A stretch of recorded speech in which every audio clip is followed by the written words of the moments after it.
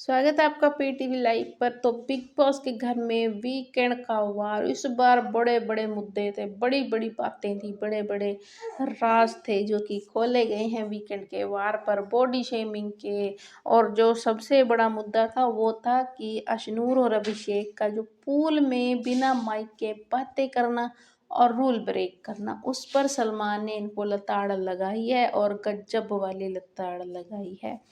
तो चलिए बता देते हैं क्या है मामला। तो सलमान ने जो अशनूर अभिषेक को पूछा है कि तुम जब पूल में बातें कर रहे थे तो तुम्हें बिग बॉस बार बार रोक रहे थे, बार बार रोक रहे थे, लेकिन तुमने उनकी बात नहीं सुनी और तुम जो है उस हंसकर बोल रहे थे जब तुम्हारी बात खत्म हो चुकी थी, तुम ये बात बोल रहे थे अब तो मैंने बात कर ली, अब तो हमने बात कर ली, और तुम जोर जोर से हंस रहे थे।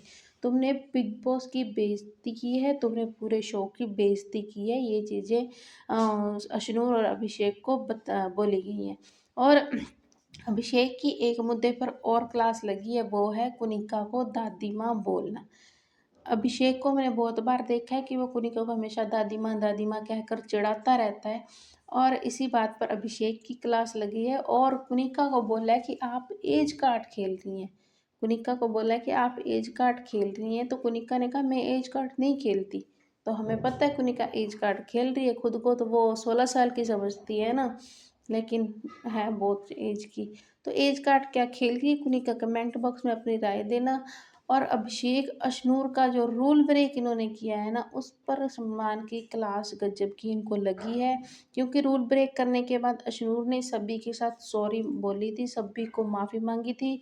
गौरव ने उसे बहुत ज़्यादा डांटा भी था, फिर भी वो बंदी चुप कर कर सुन रही थी।